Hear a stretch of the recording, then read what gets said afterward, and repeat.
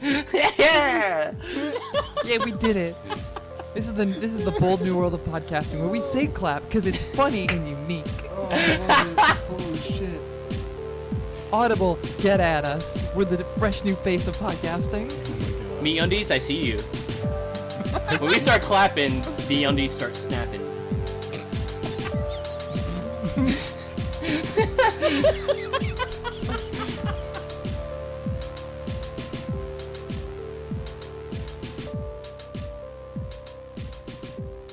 Hello and welcome to the YASEcast. This is episode 19. We've made it so far. Wow, it's kind of crazy to think we're in episode 19. It seems like just yesterday we had hit like 10. But here we are, almost in double digits times 2. Anyway, I am Lamo. Joined with me this week, I have MasterWho. Hello, everyone. And I have Morgan. What's up? Hello, both of you. How have your weeks been doing? How's today been going? You know, today is pretty good, all things considered. Nice. Yeah, same here. Went to work and then I was not at work. It's so great not being at work. Like, I Yeah, can't really- recommend that enough sometimes. Yeah, I get to work and it's like, okay, I can't wait till this is done. Just I can look forward to not kicking being my- here. Kicking my feet up and waiting 8 hours. So, Morgan, what have you been doing past week? What you been up to? What have I been doing? I went on a baking adventure over the weekend. Ooh. I made cinnamon rolls from scratch for the first time, and they came out incredibly. And now I'm bragging about it on the podcast because I'm running out of people to talk to about it. I saw But, the pictures on Twitter, and they look so good. Oh, they were so good. But on the playing front, I'm playing that Gundam still, but I've started playing fewer like action-oriented games, and I realized that I have a big backlog of visual novels that I want to play. So playing Gundam kind of curtailed into playing Heaven Will Be Mine, which is the, I guess, like spiritual successor to the visual novel We Know the Devil. And I just finished, like, even like a couple hours ago on my stream, the first of 3 routes in Heaven Will Be Mine. Okay. And it was really incredible. And it really has solidified to me that a tweet I read a while back that it's like, you know, there are small indie creators, and especially in my case, like, you know, small queer creators that are making the art with the representation that you want to see. And it's really beautifully written because, like, it's very, like, cool giant robot science fiction stuff, but it's also done in such a way where, like, there's the text, and the text is really cool, but the subtext has a lot to say about bodies and queerness and self-determination and the idea of home and, like, where you make home and different ideas of, like, do we as queer people try to assimilate into, like, society versus build our own society versus burn the whole thing down. And it's just been, like, this really disarming ride. I was playing, and there are a couple of choice moments in my stream archive where I'm just like, oh, that's what that's really about. It's been really good. I strongly recommend, and might pivot that into dedicating a night of my stream to going through, like, We Know the Devil or Heaven Will Be Mine or any of those, like, gay visual novels I got from the Itch bundle, and just, like, being like, hey, this is gay night in my stream channel. Hell Come yeah. here, be gay, talk about gay shit. I did pop in for a little bit today towards the end of my day at work, and I was watching a bit of that, and I was like, fuck, I really need to play this still. So I'm glad so glad good. that you're enjoying it, and I'm glad you're thinking too of kind of dedicating a night just to going through VMs and stuff like that, because I feel like they really don't get enough representation. So I think that's It's cool. an interesting challenge to stream. it 'cause is. It's like how do I stream? Like, you're streaming a book, and it's like, how do I read this out loud to people? Do we all just kind of go along? I think it's good if, and I've been lucky that I have people in my stream that read it already and love it, because they'll be like, yo, like, I'm waiting for you to get to this part, and there's more interaction, and, like, that's easy. But it's like trying to, like, when everyone's fresh to it and everything, it's kind of hard to make engaging content out of it. But so it's been an interesting thing versus, like, Mbon, which is just like, hey, cool robots, right? Yeah, cool robots. Cool robots. Yeah, the content just kind of creates itself with Mbon, but yeah, I think that's always been an issue with like visual novels streaming. I've been watching some people some while ago play through the Ace Attorney games, and they kind of had the same issue where it's like, how, even though there's like twists and turns that kind of like make good moments for streaming, how do you really like get the other 90% of the content to be entertaining? So it's a delicate balance, but I feel like the more often you do it, I think it will become clear on how to present that content. But that sounds like a really interesting game. And you said it's just in the Itch.io bundle?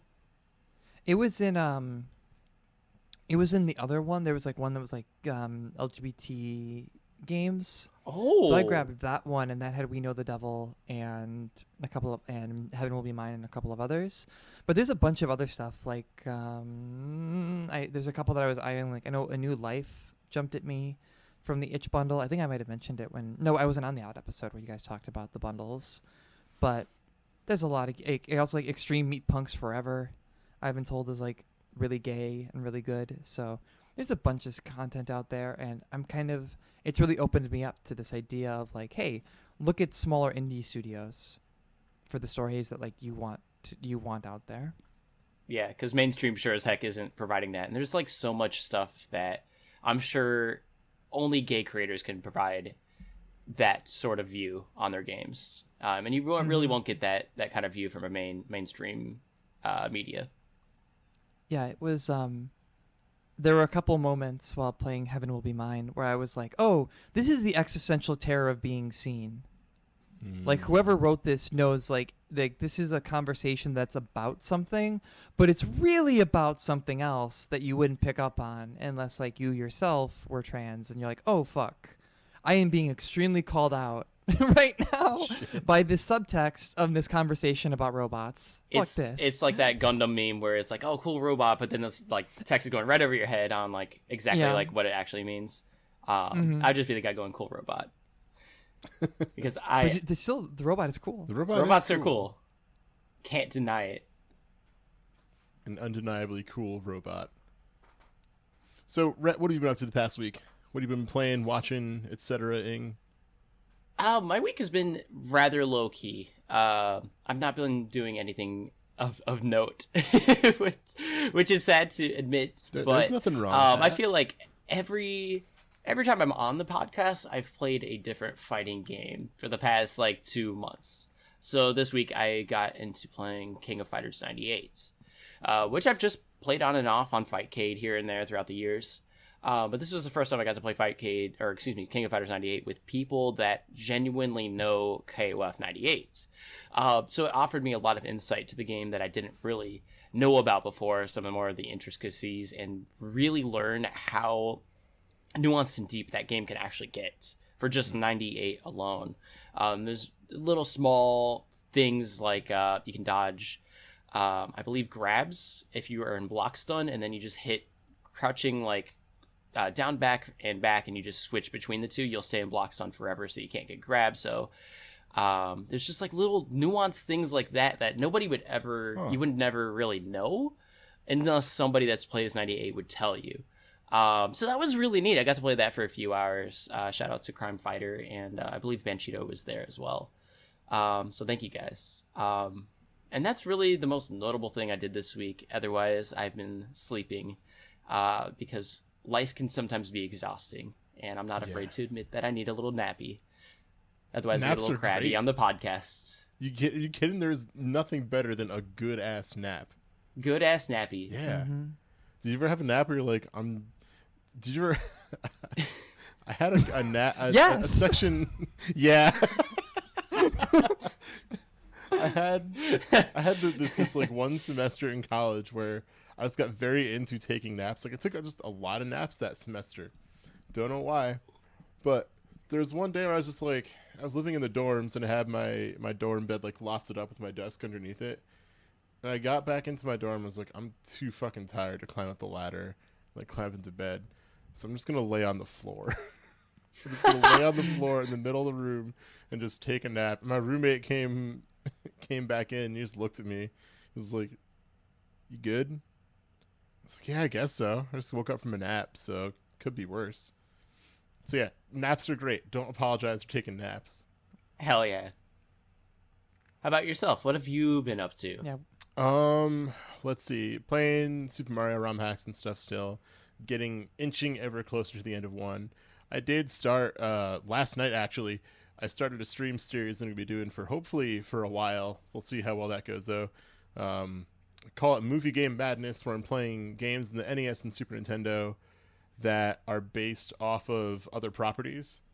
Was that the wheel that I saw? Yes. So if you saw me posting an image of a godforsaken wheel, that was 278 games that were on a wheel. 278? Yeah. Hold up.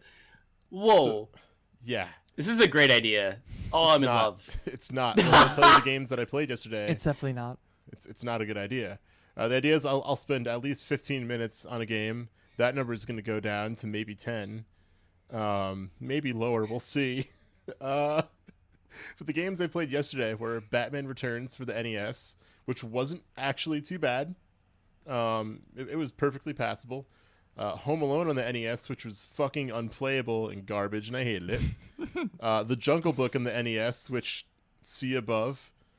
Again, just incredibly not good. The Lone Ranger, which is actually kind of cool. It's got like some RPG elements, top-down and side-scrolling shooter. Pretty cool. Super Nintendo Adventures of Rocky and Bullwinkle and Friends, which it's not as bad as the NES version. That's what I got. There were a lot of stinkers on the NES. There really like were. SNES movie properties and like TV show properties had its ups and downs. Like the SNES ones were pretty palatable, but the NES ones, I'm sure, were a lot of dookie in there. So speaking of games that were actually a lot more palatable on the Super Nintendo, Shaq Fu, which is not more palatable. It's just garbage. That game's, you'd think like, oh, we like fighting games. You can pop it on, just have like a little bit of fun. No, it's not even bad. A little bit of fun. No, it's real bad. So okay. Does he have any basketball moves at all? Does he shoot basketballs? Not or is it literally? There's not even a basketball projectile in the basketball fighting game? No, he does like a destructo disc sort of thing. Like, what the what? Like, here's the thing though, it's like you have to. It's forward, back, forward, punch, and then he goes, and then he throws. But it's like a full 1 second between he starts to move back for this, and then throws it, which is the same problem that his other special move, a kick, it's like 236K, but it's so much startup. Everyone else in the game is very fast. So you play through story mode and you're just getting the shit kicked out of you because everyone's just fucking throwing stuff at you all the time and they're moving so goddamn. It's awful. This game fucking sucks. What was the I popped in for a bit. What was that Simpsons game you were playing? Oh, Virtual Bar, aka Simpsons Body Horror. Yes. It was horrifying. It's like there's a spinning wheel that decides which level you go to. So I'm gonna go through a few of the highlights. There is a driving beat 'em up level that's based off Mad Max. Kind of cool. Kind of likes that one. There's one where you play a pig in a pork processing plant.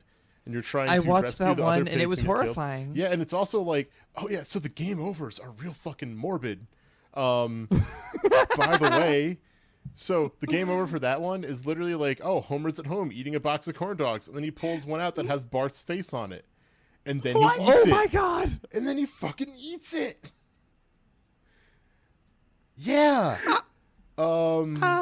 There's a prehistoric one where Bart is half transformed into a dinosaur and you're running around and your family members are trying to kill you because you're a dinosaur and they're just cave people, but you also kill them. So it's fucking weird.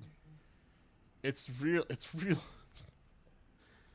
Oh, that sounds really. Can we move on? That's really uncomfortable. Let's move on. Oh, yeah. It's. Yeah, I saw a little bit of the pork processing plant. I didn't realize that the game over was that morbid. What the fuck? Yeah. There was one. There was one also where you're playing your Bart is a baby, and you're trying to you climb out the window and you're trying to get across trees and stuff to get to something. I don't fucking know.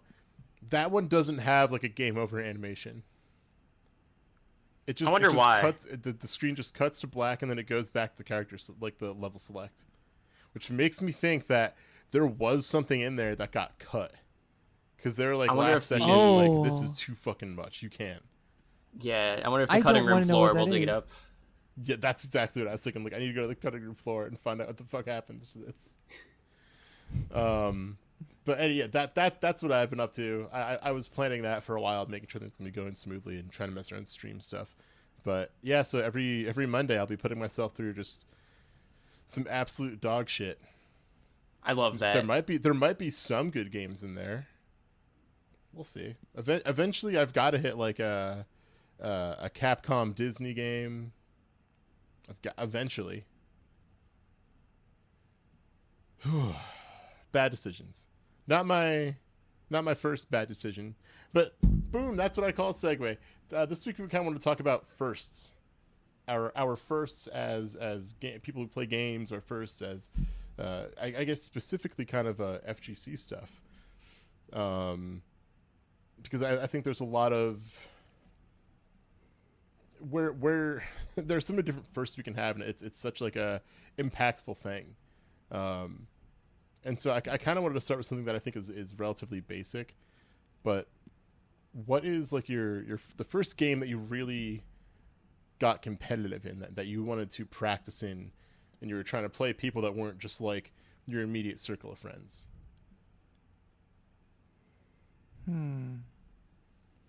I think for me, the real answer to that is Street Fighter 4. Yeah. I remember, like, I messed around with fighting games, and, like, the problem was, like, I would play them, and I would beat up my friends, and they wouldn't want to play me anymore, and I would just drop them after that. But Street Fighter 4 was the first time where I was, like, I went to an arcade, and I was like, I want to play people and, like, engage with this in a way that I haven't engaged with a fighting game before. It was a war. It was Street Fighter 4. This is our war. I'm not afraid to admit that was probably the FGC specific game for me as well. The very first game where I was like, I want to take this and compete with it. The very first game that I ever competed in competitively was, I think I might have brought it up on a previous podcast, was playing the PlayStation 3 version of Team Fortress 2. Yes. I was part of a competitive team on that.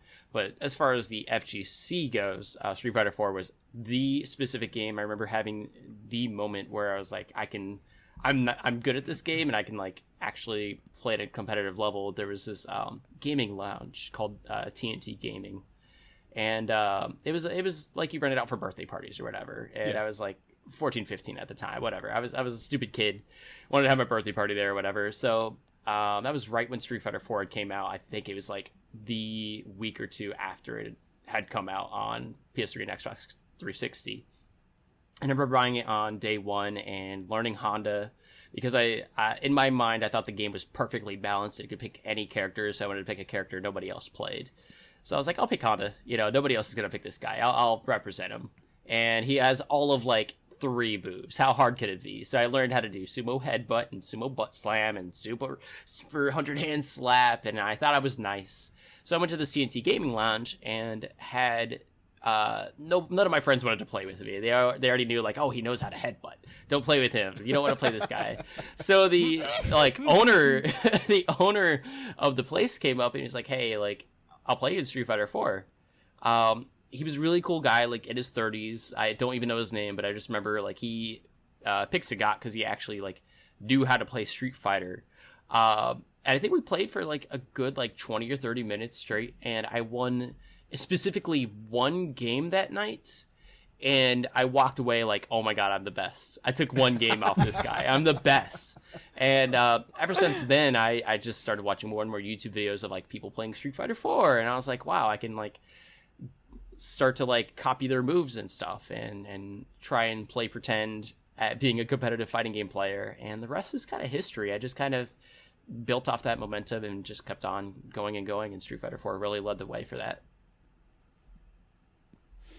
I think for me, and I actually didn't even think of this until like I kind of brought it up, but like the first game I was actually like, okay, like I need to go and like find new people that I want to play in this and try and get better, was actually Melee.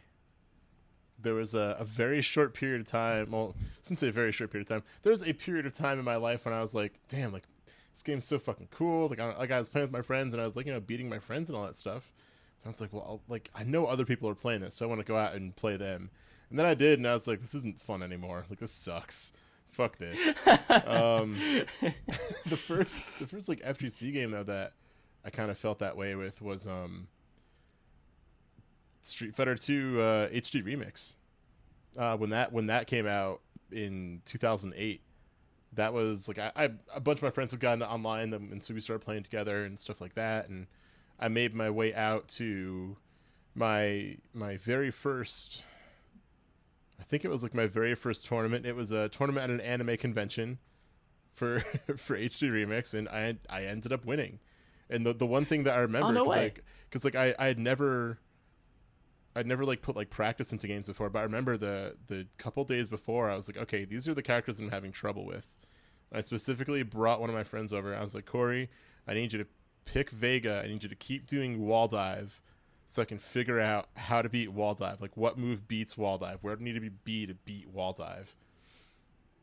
Sure enough, in grand finals, I played against a Vega player, and so that was like just the universe being like, yes, practice your matchups, practice the things that you have trouble against. And then I never went into training room again. Yeah, I won. Yeah. Oh wow. I was thinking like you're building up to like the big disappointment, like like the that one redemption video where Spooky's like that 1 year multi-blow with Devo. I was one match away from top 8 and I lost it. It sucked. my greatest loss was losing an Anime Con fighting game tournament. You know what the grand prize was for winning? Was it an Inuyasha DVD? No, it was Panapony Dash Season 1 on DVD. So that's actually better than Inuyasha DVD. Do you still have that DVD? No. Oh, that was your trophy. You could have framed that. I'll frame this DVD box set. But yeah, that was I got my first taste of that, and I was like, yeah, this shit rules. I want to. First taste of greatness was winning an anime DVD box set.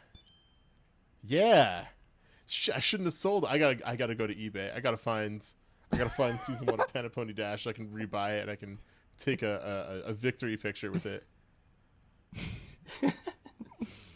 What a time to be alive. Turn the DVD into like a chain.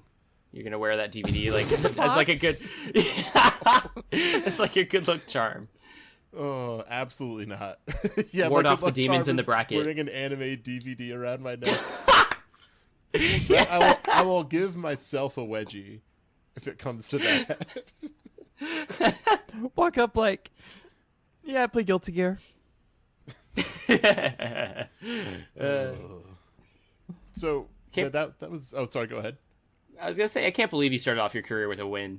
Who does that? Who just like starts off their competitive career with like, oh yeah, I just won. Look at this all-star. I just went and won. I just showed up and I won a tournament. Listen, oh my god! If only I was so lucky. There were a lot of losses that came before that. They just weren't in tournament. I'm just fucking nice, I guess. Okay, I don't know. Fine. Fine. But I guess I think as telling us what someone's first game is and what like really got them into wanting to play fighting games and so on, that's like a very personality defining, maybe not a personality defining like facet of a person, but I think it definitely gives you an idea of like what point in time, what age someone would have gotten involved with. And I think the next thing I kind of want to bring up is somewhat of the same, but maybe a bit more personal. What was your first stick? And this can either be like what you started with, or what your first nice one was, or something like that. But I think there. I know like you can have two firsts, but the first stick I bought was Mad Catz TE2. Okay. And I remember it was for a PS3, and then I went out to arcades and I found out that everyone plays on 360, so I had to get it pad hacked so it would work on other consoles. And I remember going around and asking people in the community who could do it, and went over to my friend Dave's house, who had the drill bit and like put the button for the home button and everything in there, and kind of hung out at his place for a while. And Dave then would later on go to do the art for Riptor in Killer Instinct. That's so Working at fucking Iron cool. Galaxy. So like, yeah, we played on the MAME cab that was in his house for a while. It was like pretty cool. I doubt he'll ever listen to this, but like, thank you. It was a very important memory of mine. Aw. And the first nice stick was a faux hammer that I built for myself that people would come up to me and tell me like, wow, like this is the coolest stick I've ever seen. Just like out of nowhere. Phil hammers are so fucking And nice. like eventually, the paint started chipping, so I sanded it and I like stripped it and then I stained it. So it had like a two-tone stain instead of paint. And it was incredible. It was like very much a thing like that I had like, in a way, like I didn't cut the wood, but I had stained it, I had sanded it, Yeah. and done all that at that point. And 1 year at Evo, it was in my now ex-fiance's backpack, and she was very intoxicated at a McDonald's, got up and left, and started walking out. And because she was upset that I was talking to my friends, and I went out and I'm like, I gotta go stop. Then I'm like trying to figure out like what's going on. And I realized like how drunk she really is. And she's yelling at me in this McDonald's parking lot about how I just want to go play games with my friends, and she's going to go back to the hotel. And I'm like, all right, well, like if that's what you want, like my stick is in your bag. And she takes it and she just drops it on the concrete. And that was kind of the end of that faux hammer. It broke one of the wood screws in there, and like one of the sides started coming off. And like I held it together for as long as I could, and I still have it, but it's like, Yeah. Ah, God, that's so that fucked up. hurts. No. I know it hurts. I was Imagine going to me interject being like, with like when you were like, well, drunk at a McDonald's. I was going to be like, whomst among us, but not the part that came after that. yeah, I mean, it is a whomst amongst us, and like I don't have hard feelings about it or anything. Like looking back on it, it's kind of funny, but definitely like a part of me broke Oh, when absolutely. I saw that backpack bounce off the concrete, and I just heard it and heard something crack, and I was like, oh no. That was the sound of your heart cracking. Oh, God. Yeah, that's a bummer to see that Yeah. happen. Oh. I think, honestly, I don't know if I've ever said this. I think I knew your stick before I ever knew you. Whoa. Because I am, like, dead sure I've seen the faux hammer stick and never connected it with you until, like, I believe I actually got into Yace and was hired on as little Ace boy. I'm pretty darn sure, like, I definitely knew about your faux hammer before, like, I ever knew who it belonged to or who it was, or, like, I just remember thinking, like, damn, that's a nice stick. That's so cool. And I'm dead sure I've seen it somewhere, but, yeah, that was a very nice stick. Rest in peace. Yeah. Sorry. Yeah. My first stick, leading back into the same story with Street Fighter 4, watching videos, like I started off on pad, of course, and trying to do 100-hand slap on pad is Good a luck, nightmare. buddy. Yeah, it literally just tried to hit triangle as fast as I could possibly hit it. I didn't know pianoing or anything like that, so eventually I learned, like, oh, people actually play on these arcade sticky things. So I dug up the arcade stick that was bundled in with Tekken 5. I had two of them because for some reason I had two copies of the special edition of Tekken 5 that comes with like the DVD and an arcade stick. And I went on Amazon and I bought a PS2 to USB converter, and that's how I learned to play Street Fighter 4 on stick, was the Tekken 5 special edition arcade stick. And let me tell you, that thing is a piece of garbage. It is so bad. And like looking back on it, I don't know how I ever legitimately played on it, because it is trash. So eventually, like, I went to tournaments and playing on this stick and realized, like, wow, this thing actually is trash because people have way nicer sticks than mine. This thing's garbage. Like, once you get your hand on like something that actually has like tension on the actual stick and stuff, and it's not just this flimsy little joystick, you can't go back. So my next stick that I bought was an 8-arc, I want to say an 8-arc Q4. It's been like 9 years though, so don't quote me on that. But it was an 8-arc, and I was like, wow, this is $250. Like, I know I'm getting something nice. So I bought that, and not even a week later, during this time, I was entering in like just random raffles. I had won a Mad Catz TE, Street Fighter Cross Tekken TE from Team Spooky on a raffle. And then I won a second Mad Catz Street Fighter Cross Tekken TE from a t-shirt seller. So I had, in the span of 1 week, I ended up with 3 fight sticks that were way better than my original one. And I was known as the raffle lord for a bit because I'd won 2 simultaneous back-to-back Mad Catz TEs. Holy Big boy raffle lord. After buying the 8-arc, the $250 8-arc, then I won these 2 free fight sticks that I didn't really even touch because I had no use for them. Sorry, Team Spooky. That at least makes me feel better about. Well, no, I was gonna say it makes me feel better you winning. So you're like, I just spent money to get this other stick, but then you have 3 arcade sticks laying around. So I don't know if I do feel. Yeah, they legitimately just collected dust. I eventually gave one to a friend, and I think I sold the other one eventually for rent money or something. I know I had to sell it for like an emergency, so yeah, it paid dividends in the end. Yeah. Damn, I can't believe you were a raffle monster. Oh yeah, that was a big thing at the time. I know. There was like yeah, I remember there being like because I never won any.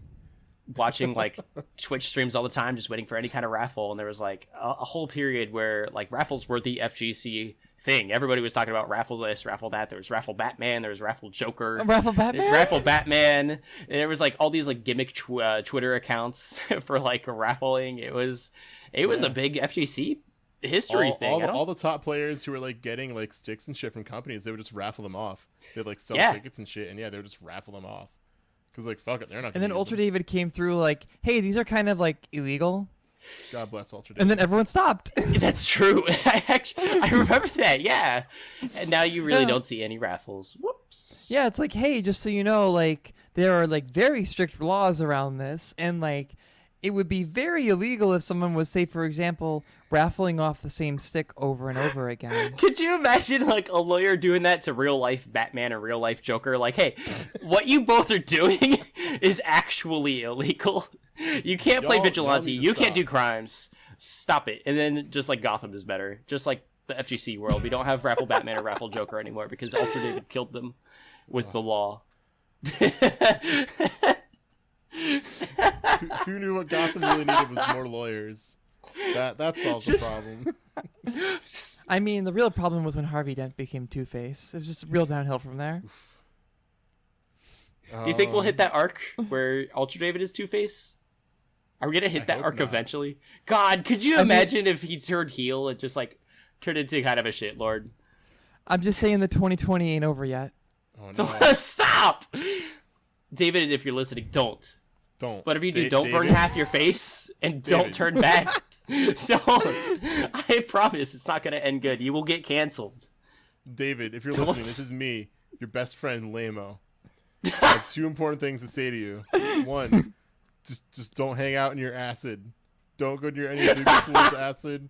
If someone's like, yo, I got this cool jug of acid over my place, you want to check it out? We can melt stuff in it. Don't go. Don't do it. Number 2, don't be bad. Okay, that's Don't it. be bad. Okay, that's it. Bye. That's all I have. So, Lambo, what was your first stick? My first We'll get stick, back on track. My first stick was a real piece of shit. Uh-huh. My first stick was a Hori EX2, which, oh man, that was just not a good stick by any stretch of the imagination. It had a 6-button layout. It was a pretty shallow base on there too. It was pretty small altogether. Tiny. Yeah, it's a tiny little boy. It's a tiny little e-boy. The thing that makes it that like really sucks though compared to a lot of, I mean, much more modern sticks or even just slightly more modern sticks, you couldn't really change the parts on it. So all the buttons were like, I don't remember if it was hot glued or hard soldered to the board, but the buttons were actually hard soldered on there. The stick, it was some like Hori proprietary one that was super shallow because there's not. I mean, if you look at a picture of that, there's not a lot of room in this thing to get anything else in there. So I played on that for about a year, which a friend had given to me because he was upgrading to a TE at the time, or something else, or he was just getting rid of it altogether. I don't even remember at this point. But he gave it to me in a Secret Santa because I was getting into HD Remix at the time, and he's like, "Hey, like you should have like a real stick to play on." And so he gave me that. That's and so that nice. Was like, yeah, it was one of my most treasured things for a while. And so eventually in that next summer, I upgraded to my first like Mad Catz TE, and then I started like, okay, well I can put different colored buttons in here, and well, I can take this off, and I can put new art on, and I got kind of into modding that, and I had that TE for a long time, at least like 3 or 4 years. Then I got something new.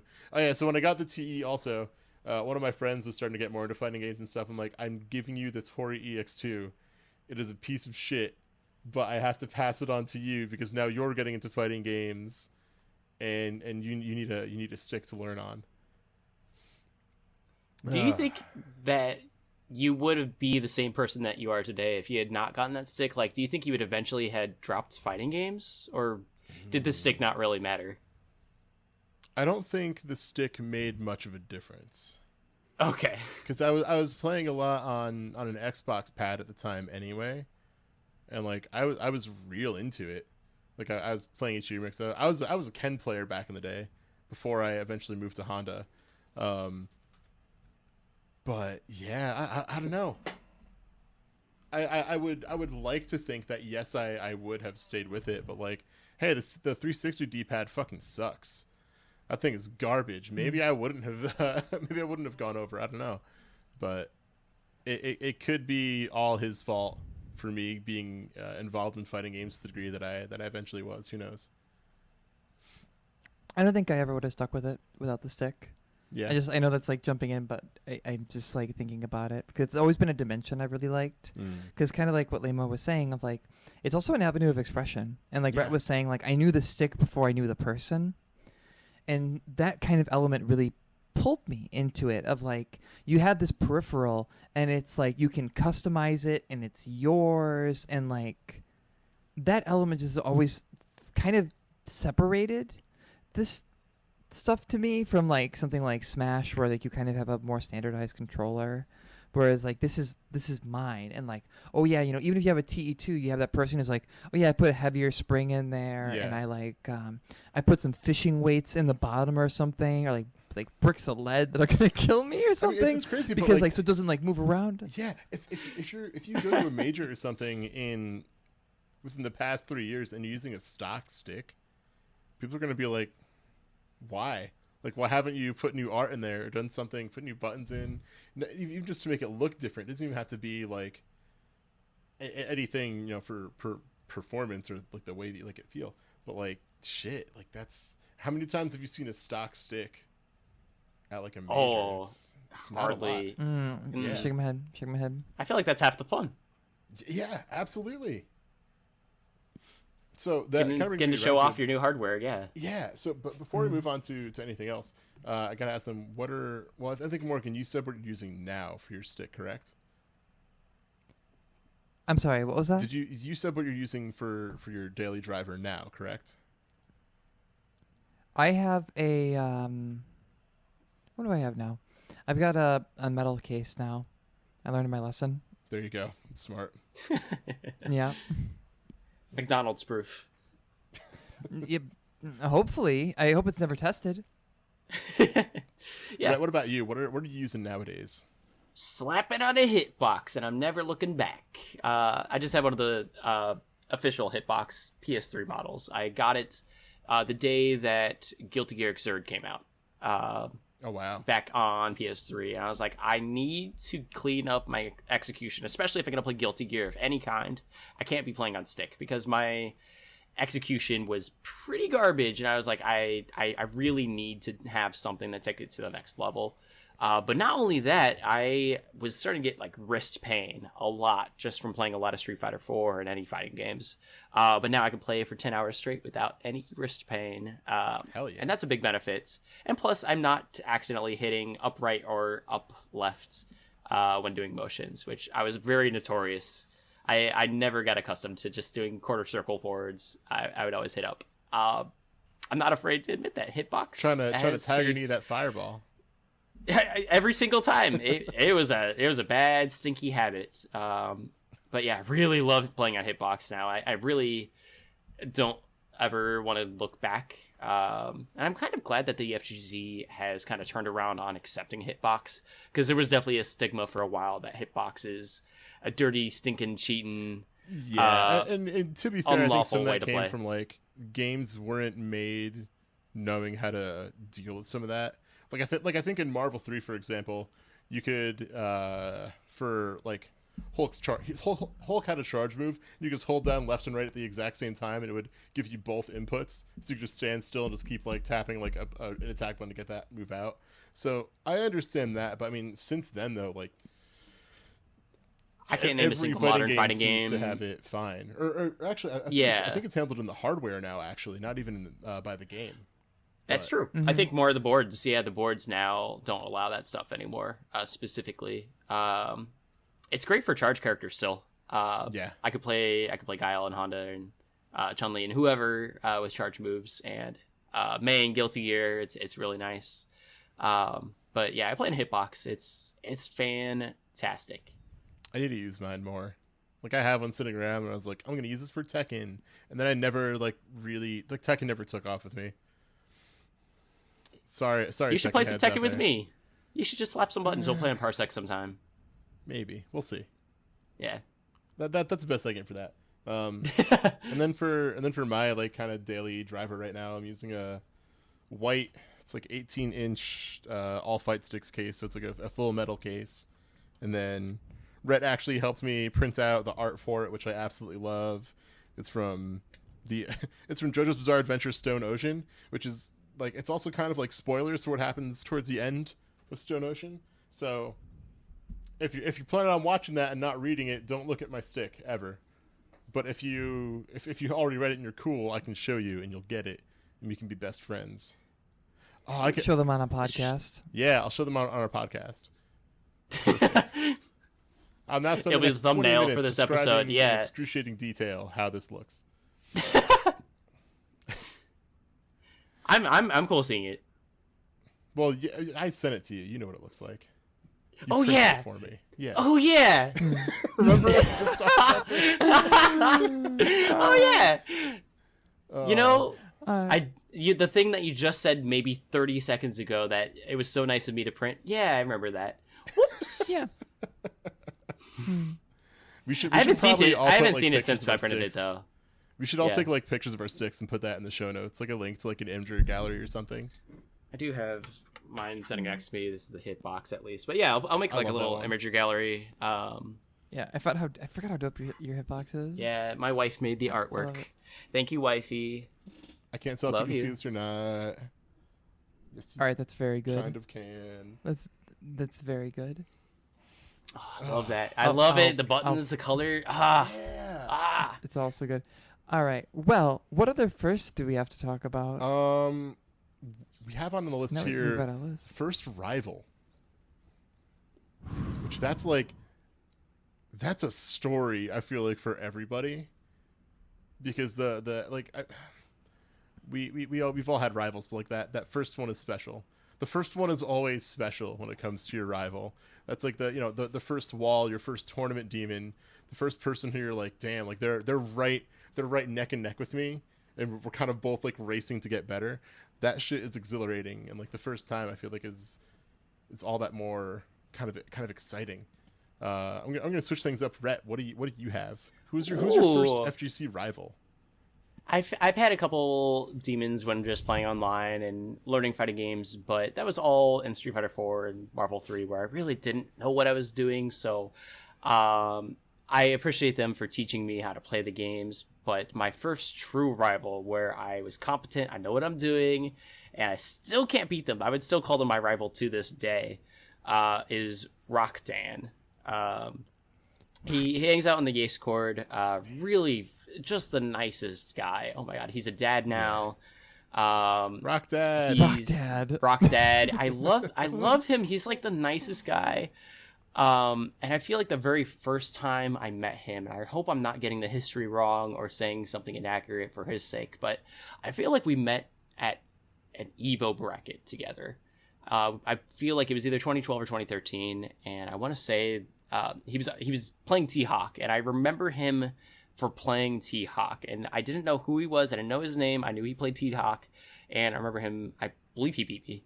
And then it came like years later. I forgot all about this T-Hawk player. It came years later, and he came up and was like, "Hey, I remember you." And I forget which tournament it even was that he remembered me at. I don't know if it was UFGT 9 or Combo Breaker 1 or wherever he like saw me again, but somehow he remembered me and like came up to me and was like, "Hey, I remember you." And we sat down and played Street Fighter. And I was like, "You're the T-Hawk guy. I remember you." And that's another kind of fun thing about the FGC is like you can remember people for what they do or the character they play and not so much their face or name. You'll just be like, that's Mr. T-Hawk. I know him. So in Street Fighter 4 we went back and played sets with Honda and T-Hawk, and he knew what he was doing and I still really didn't know what I was doing. And throughout the years we moved on to like Guilty Gear Xrd, and I still can't beat him, and going into Street Fighter 5 and he plays Birdie and I still can't beat him, and somehow we have the most ridiculous luck of always getting pulled into the same pool together all the time. It is constant. It's almost every other tournament I'll be in some pool, or at least in some circumstances I think I've been in like 2 pools at the same tournament with him.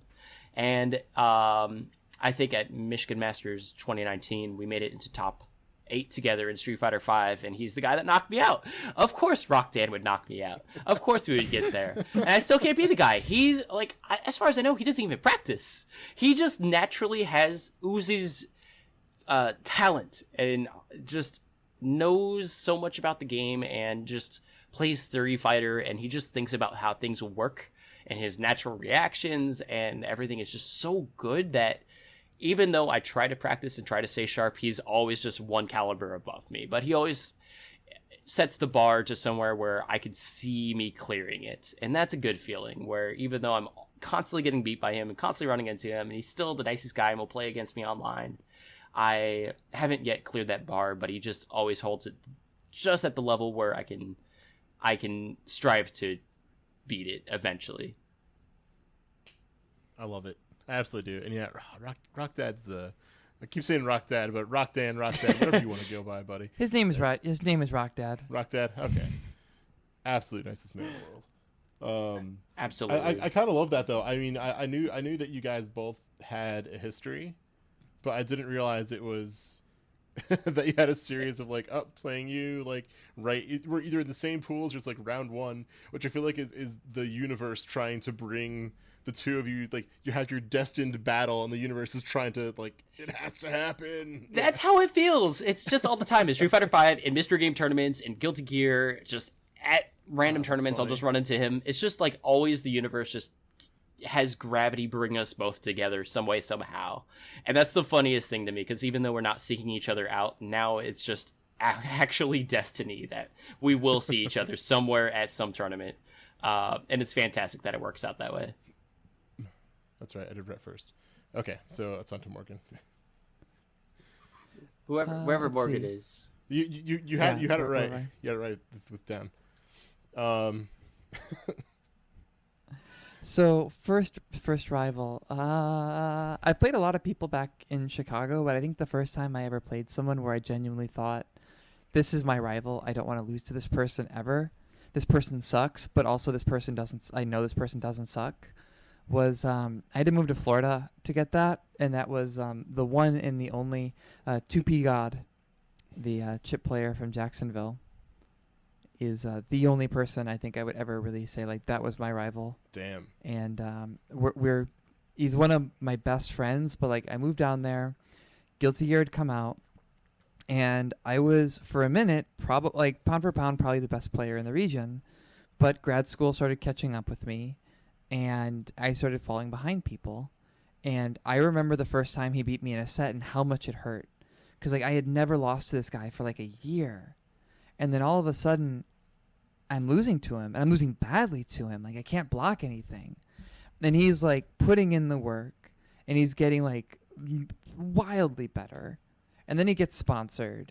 and all that. And I'm sitting here, and that was, I think, a moment where I was like, I don't want to lose to this guy anymore. And I started getting better, and it got me practicing again. And it's funny, with the last real tournament that I participated in Florida, I ended up winning, and it was between us in grand finals, and I had lost in first round, run my way back, and so I had to beat him in 2 sets. Damn. And it was I ended up winning, but when I won, it's like it was a head-to-head setup in a bar, and he puts his stick down, and he stands up, and he starts like mean-mugging me from across the monitor to try to like get me off my game and everything. And then I still beat him, but like he actually came up at one point and visited me, and like we were trying to play Guilty Gear, and we kind of determined like maybe we shouldn't play, because it was like we're really good friends, but like it started getting kind of heated between us. And I was just like, I mean 2P God, I'm not going to say his real name on this podcast, but like is like one of my best friends, but really is also like the first time I ever felt like that fire of like, I don't want to lose to this person, I need to get better so I don't lose to this person in particular. And I don't know if Max, edit that out, 2P God will ever listen to this. But thank you, I guess. That's all I can really say for being a friend and for helping me improve both as a person and as a player. I love it. I didn't know you guys had such a history. Because 2P God's great. I've only gotten to meet him a handful of times, and I remember going to Kumis with him. Shout outs to that. That was great. I didn't know you guys went so far back. Because he's phenomenal. He's such a good player. Yeah, I remember when he was ass. That's the best. It's like I know you. That's like I know you when you were a fucking baby. Like I knew you. Don't act all fucking grown around me. I know you. I knew when you were ass. Don't you dare step to me. Dare. No, but then like he started winning and started winning tournaments. Started like placing really well, and yeah, first rival. Hell yeah. First like real time where I've been like, that's my rival. I actually don't know who my first rival would be. And I almost feel like a fraud saying that.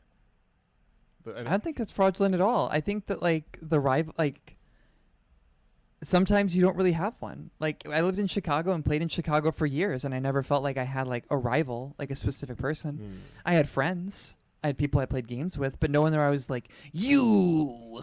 The only, I guess the closest it would probably come, and I guess I was trying to think of something like before I moved out here, maybe that group with friends, but probably, I think if there's one rival that I have to like really pick out, and I don't, I almost feel weird calling him a rival, but it's actually a local player who's been involved with the South Dakota FGC like since it started, essentially.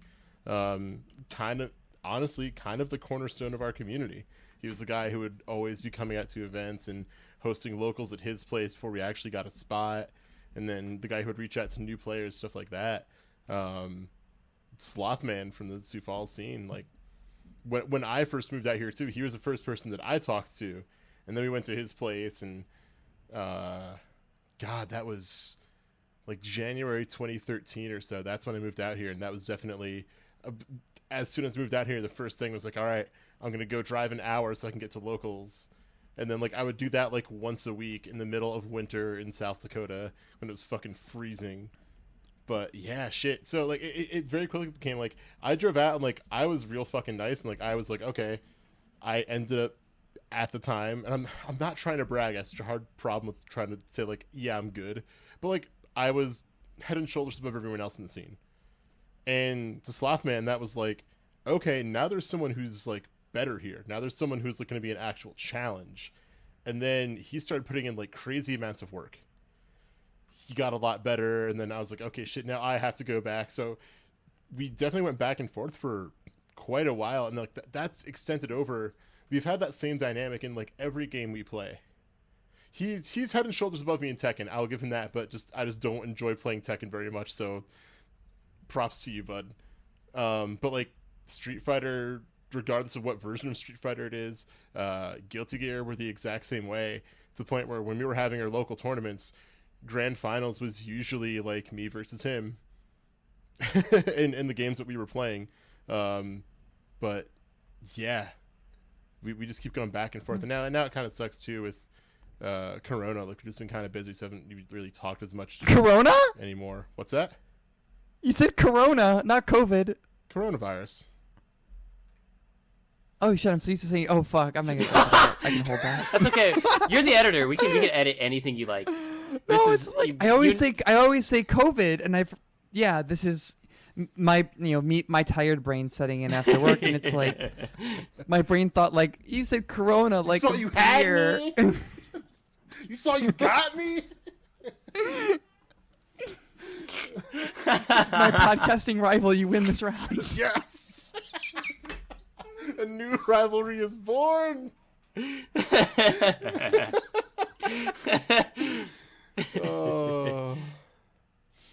yeah, I mean, since coronavirus has been going around, like, we haven't played as much anymore, and obviously we can't really play locally too much, so that, it kind of sucks. But like, I can't for things to be over so we can kind of start playing again and start going back and forth, stuff like that, and just kind of shoot the shit. Probably the realest and most testing rival that I've had in fighting games. Do you think they improved yourself? Do you want to do? What's that? I was gonna say, do you think they improved yourself? Like, do you think you've gotten better out of just being around them and playing them? Have they improved your skills in fighting games just through association? Yeah. Absolutely. I mean, the way that we play is very different. He's a very calculated, data-driven player. I play based off of a lot of reads and feelings. And so being able to get a read on somebody and getting able to feel like how they are, and whether they're on tilt or whether they're feeling they're going to be very guarded, I feel like that's important. But what's also important is saying, hey, I'm able to construct this pressure string, and I'm going to leave these perfect gaps here that I know you're going to fall for. So he puts me in check, and he gets me to calm down a lot too.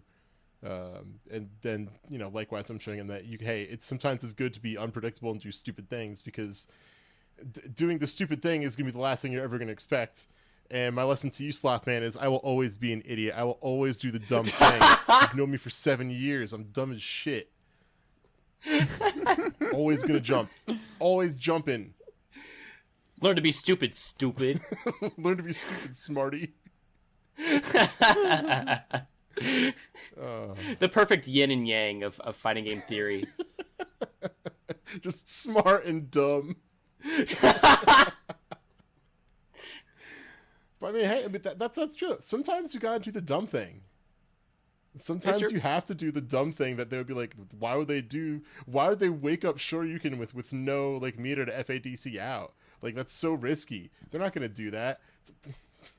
Yeah, I am. And that's when they are gonna do it. All right. So how do you want to do one more round of questions and then a wrap, or because we're already looking at like an hour right now? I'm cool. Yeah, wrapping here if we need to wrap it right here, because this. We can kind of combine the two. Like, I feel like the last two we have are the same thing. Yeah, sure. Let's wrap it up on your first pop off and then cut it. Okay, cool. But it's just like I'll keep it brief. Dogs whining. Yeah. I'll leave a couple seconds. I have a good story for this one. So, lastly, we're running a little long in the tooth here. I want to talk about, what was your first pop off in fighting games? Pick me, coach. I have a good one. Okay, go ahead, Morgan. Dive kick, Evo. I beat Freakazoid to make it out of pools. Freakazoid, the inventor of the Link, which I use in all my Oh, games. yeah. Okay. So I beat Freak to make it out of pools. And it's like, and we had like a thing going. That tournament was magic because the game hadn't been released yet. So like people were developing like a meta and matchups, and like the game at the end of that tournament was very different than the start. Oh, that's so cool. But I win. I make it out in winners. Beat Freak. I got to play Justin Wong. Beat Justin Wong. Yo! Biggest upset of my life. keep going, and then I get to the pay cut of that tournament, and I gotta play Freak again to double jeopardy him. Now you might remember that in Dive Kick, in those pre-release tournaments, there was a thing called being frauded. And if you got up to 4 round wins over somebody and they got 0, a fraud alert went off. And at that Evo, it wasn't just the alert with the hand stamps. They also had like a siren and a light going. So we get to so this is the pop off and the aftermath. So the light goes off and I nudge him because we're friends. And I point at the light. And it's on the recording, and you hear David Lang go off about it. I'm like, oh, and then there was a flip side to that if you almost got to the fraud alert, but your opponent won the next 4 rounds, bringing it to game point, another alarm went off. I remember, yeah. And I popped off, and then he ran it back to the choke alert, and he nudges me, and he points at the light. Yes. Oh man. And I won, thank God. Yeah! But I was sitting there oh God, this is gonna be the worst experience of my life. Fuck. But so I beat it, I win it. But it's so I double jeopardy my friend, beating him at the pay cut, which it was the ultimate payout system, which you might remember. So I got I ended up getting 9th overall, and I won I want to say it was almost $300 for that tournament. So later on, I'm walking around the venue, and I see Freak at the bar. So I come by, and I bought him a beer with the money I took out of his hand. Oh, that's so good. Holy shit. I forgot how amazing. I forgot about that Dive Kick tournament, too, but now that you started saying it, I was like, oh, it was shit. So good. Yeah, they had the stage with the lights and everything. That was the coolest fucking thing. That was so fucking cool. Flood of memories came back to me. Oh, yes. Man. Oh my God. I think he's still salty about it. I mean, that would sting. That would definitely sting. Rhett, do you have a good one, or do you want me to go first? Or do you want to close out the show with a showstopper? No, I want I you. feel like now, I'm gonna put that on your shoulders. Set the bar so high. She should have gone last.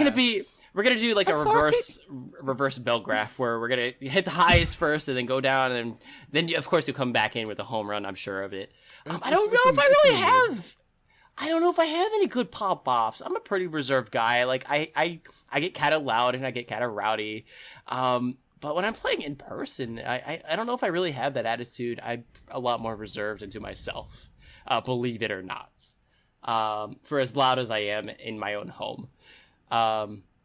I think my biggest pop-off moment was making it through Street Fighter V pools at EVO 2016. I couldn't have been happier. I got all the way to the end of those pools. I went and lost the last game and got into the next round in losers. But it was still the first time I'd ever at that time, 6-year career, 5-year career of playing fighting games, is the first time I've ever made it out of pools in anything. And I remember just popping off on Twitter, popping off on Discord, popping off online, popping off to my mom, popping off to my friends, telling absolutely everybody, hey, I made it out of pools. I didn't show any good public display of popping off though. I'm a lot more reserved when it comes to that kind of stuff. But I think that was the biggest high, at least, as far as my fighting game career goes. There's I had a story that I was going to tell, and then I remembered another story of another pop-off. Oh, wait, that one wasn't my first, though. This is all about firsts. That's right. Never mind. To hell with that other story. So, let's see. This was at East Coast Throwdown, probably 2011, because I want to say that 2011 or 2012, because I want to say the arcade edition had come out by that point. And Yun and Yang were the new hotness. Yun especially. Good God, fuck that version of the game.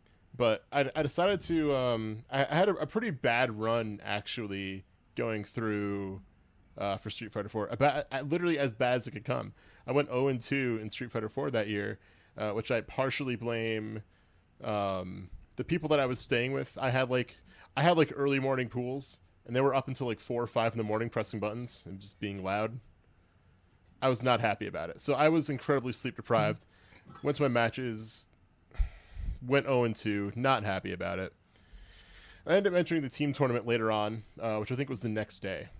So I was like, okay, I found some guys from the local scenes, and I talked a little bit that were looking for a third. Decided to go on with them, and I'm doing okay so far. Like not particularly great, but like getting a little better. Still waking up. And we get to the next round of the tournament, still in winners bracket, and they're like, well, shit. Like we lent our sticks to 2 of our other friends who were going. Who had matches essentially going on, and they couldn't find theirs. Whatever, they didn't have their sticks, and they're just like, just go first. Just buy us some time, because you're gonna end up losing. I wasn't doing too hot, and so first guy sits down, we play, and it was against a Bison player. We're going, and okay, pretty convincing victory. All right, right on. Going to the second one, and it was really tight, but I ended up taking it. And by this time they got back, and they're like, oh shit. He's about to potentially like OCV. Like he has 2 people down, and he's going to the last person, this Yun player, and I end up beating this Yun like 2-0, almost a perfect. And I fucking flip. I was like, "Oh, fucking nice!" And the other guys there are like, they're like gassing me up and shit. But like, oh my god, that was the first, I think, only time I've ever done an OCV in tournament. And it felt so fucking good, especially coming off of going 0-2 earlier in bracket, and then just starting out the team tournament and just doing kind of shitty, and even like random teams being like, "Hey, just buy us some time so we can get back with our sticks or whatever, so we don't get disqualified." And coming back to get a fucking OCV was the best fucking feeling. Oh, I bet. I think coming back from that, yeah. I think we actually lost our next 2 sets like back to back. Since we were eliminated, but I got the fucking OCV, and that was enough to kind of bring me back around and fucking make it feel at least partially worth it. That shit's That's an incredible story. Feeling. Hell yeah. OCVing is just fucking God. It's hype. I wish I could relate. I'm I can only imagine how good it has to feel to not only like beat 1 or 2 people, but like a 3-person team or however many people. A 3-person team when you were down on yourself. Like, have you ever yelled out, "I'm so fucking nice"? Because I have, and it was then at that moment said, "I'm so fucking nice." And I'm sure the dudes on my team looked at each other and were like, "That's not true, but we're not going to say it right now. We're going to let it slide because you're feeling yourself." That's what I said when I passed my PhD defense. Oh, so fucking nice. Being nice is important. It is. And I think with that, that pearl of wisdom, being nice is important. I think we're gonna close out the episode. So I'd like to thank you, the listener, for joining us here on YASEcast episode 19. Episode 20 is around the corner. Maybe we'll do something fun. Maybe we won't. Just kidding. Every episode of YASEcast is fun, you jerk. I was going to say. Thank you again to both Rhett and Morgan for joining me here tonight. I hope you all had a good time. I know I did. I got distracted. I saw Rhett's cat in the background jump from something to the table, and I was like, "Oh, hell yeah, cat. What's going on over there?" But we'll be back next week, next Tuesday. Hang around, stay beautiful, go by. Summer's coming to a close. The weather is starting to get cooler, just a little bit. But you still got time. Go pick up a Yase tank. You're gonna wear that shit in the winter? Maybe, but like probably not, dog. Go to Yase.world right now. Go get yourself a shirt. We got so many shirts, y'all, and they're good as fuck. Go buy one. But you don't have to buy one. It's cool though. Come hang out on our Discord. The links in the. If by some weird circumstance you are listening to this podcast, but you are not in the Yase Discord, go to Yase.world and click the link for the Discord. Get up in there. Go follow the Twitters. Speaking of which, Rhett, where can people find you? You can find me on Twitter at MasterHooligans, WHO Ligans, on Twitch at MasterHooligans, and on YouTube at Rhett's Play. Love that name. Morgan, where can the people find you? You can find me on the Hell site at fog_e. Find me at the other Hell site, Twitch, at the same. And yeah, I've mostly been streaming visual novels lately, I guess. But maybe I'll play Gundam again sometime. Who knows? Hell yeah. And you can find me on the Bird Hell site at lamo_SD. I had to stop and think what my own Twitter username was. And you can find me on Twitch at twitch.tv/lamo. Until next week, we'll see you. Stay beautiful, stay pure, stay golden, make your own word. Write it up on Twitter. Let me know what it was. Stay inside and wash your damn hands. Stay inside, wash your damn hands. Yeah, that's it. I see those hands. They're dirty. Anything else. Yeah. What have you been doing with those hands? Wash them right now, mister, before dinner. Ass hands. Stop. Look at your hands. What the fuck? Wash them. If you're driving your car, let go of the wheel. Look at your hands. Yes. Oh no, I'm driving. I looked away from the road. Good. Well, had to happen eventually. We're going to get one extra viewer. It's going to be the judge that had to listen to this podcast. It was all worth it in the end. We got the clout. We got judge clout. Goodbye, everybody. Bye, everybody. Thank you.